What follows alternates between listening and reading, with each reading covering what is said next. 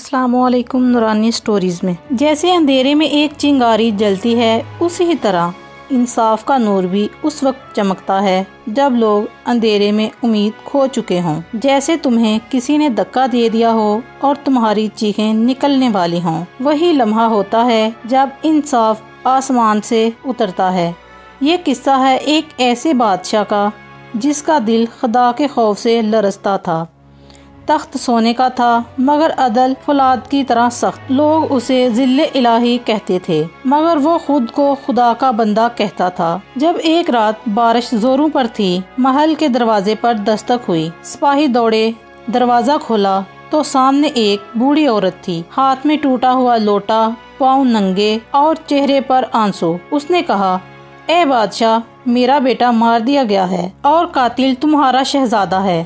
اب تم فیصلہ کرو، کیا تمہارے یہاں انصاف ہوتا ہے؟ دربار میں خاموشی چھا گئی۔ خلیفہ نے قاضی کو بلوایا اور فرمایا، قانون اگر سچا ہے تو میرے بیٹے پر بھی چلے گا۔ قاضی بزرگ با تقوی شخص تھا اور اس نے عورت سے ثبوت مانگا اور تفتیش شروع کر دی۔ کئی دنوں تک گواہوں کی باتیں سنی گئی۔ شہزادے کو بلوایا، اس کا چہرہ اترا ہوا، آنکھوں میں ندامت۔ قاضی نے پوچھا، کیا تم نے یہ قتل کیا ہے؟ شہزادہ خاموش رہا۔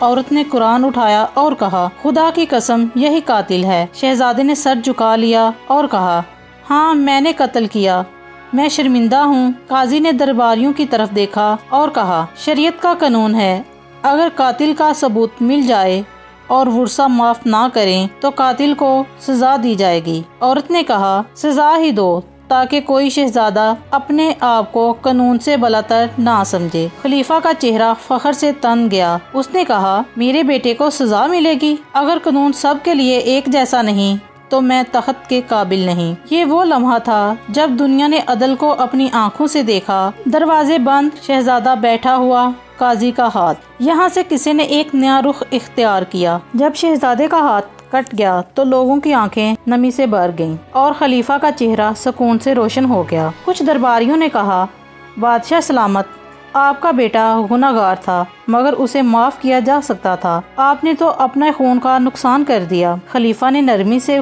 مسکرا کر جواب دیا، اے دربار والو، جو بادشاہ انصاف نہ دے سکے وہ خدا کے عذاب سے کیوں بچ سکے گا؟ اگر آج میرا بیٹا سزا نہ پاتا تو کل میرا ضمیر میرا گلا گونٹ دیتا۔ محل کے خادموں نے شہزادے کو لے جا کر اس کے زخم پر مرہم رکھا۔ اس کی ماں رو رہی تھی مگر اس کے آنسو شکوے کے نہیں، دعا کے تھے۔ اس نے کہا، بیٹا، تو آج بھی میرا مان ہے کیونکہ تو نے حق قبول کیا۔ شہزادے نے جواب دیا، ماں، میرا ہاتھ کٹنا میرے دل کو روشن کر گیا۔ میں آج جانتا ہوں کہ خدا کا عدل کتنا پیارا ہوتا ہے۔ دوسری طرف وہ بوڑھی عورت جس کا بیٹا قتل ہوا تھا، اس کے چہرے پر نور پھیل چکا تھا۔ اس نے خلیفہ کے قدم چومے اور کہا، اے بادشاہ، آج تو میرا دکھ بانٹنے والا نہیں، میرا فخر بن گیا ہے۔ میں تجھے معاف کرتی ہوں اور خدا سے دعا کرتی ہوں کہ تیرا تخت قیامت تک باقی رہے۔ اس کے بعد وہ شہزادہ جب کبھی مسجد جاتا تو لوگ اس کے کٹے ہوئے ہاتھ کو دیکھ کر روتے اور کہتے، یہ وہ ہاتھ ہے جس نے قانون کے سامنے سر جھکایا۔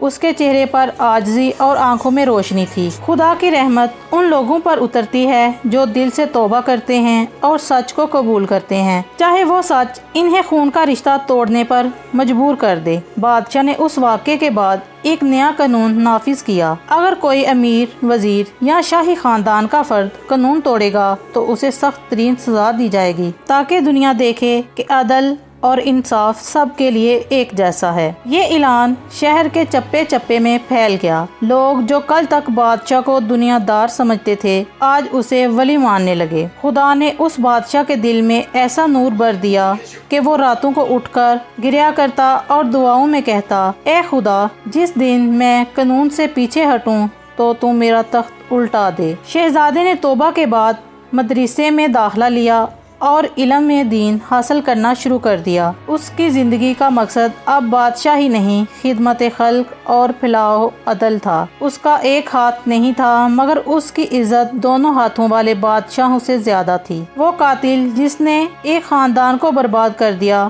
उसी कातिल ने एक कौम को जगा दिया। अब दरवाजे पर कोई मजलूम आता तो सिपाही उसे रोकने की जुर्रत न करते। लोग जानते थे कि इस तख्त पर बैठने वाला शख्स खुदा के खौफ से कांपता है। ये दौर जिसमें हम जीते हैं, यहाँ लोग कानून से खेलते हैं और इंसाफ को अपने हाथ में लेते हैं। अगर आज भी कोई ऐसा बादशाह हो जो अपने बेटे को सजा दे सके तो जुल्म का बाजार बंद हो जाए। अगर आज भी कोई शहजादा हो जो सजा कबूल करे तो दुनिया बदल सकती है। ये किस्सा खत्म नहीं हुआ, ये अब भी जीता है। जब भी कोई मजलूम आह भरता है, खुदा उसी बादशाह को याद करता है जिसने अपने बेटे का हाथ कटवाकर हक को जिंदा रखा। बादशाह ने आखिरी वक्त में वसीयत की कि मेरी कब्र पर लिखा जाए कि ये वो बादशाह था जिसने अदल पर बेटे को कुर्बान कर दिया, और कब्र पर वाकई वही जुमला लिखा गया जो आज भी लोग इसे पढ़कर रोते हैं। जहाँ दिल कांपे वहाँ कहानी खत्म नहीं होती, वहाँ से नूरानी सफर शुरू होता है। अगर इस कहानी ने आपके दिल को छुआ है तो नूरानी स्टोरी पर ऐसी कहानियाँ हम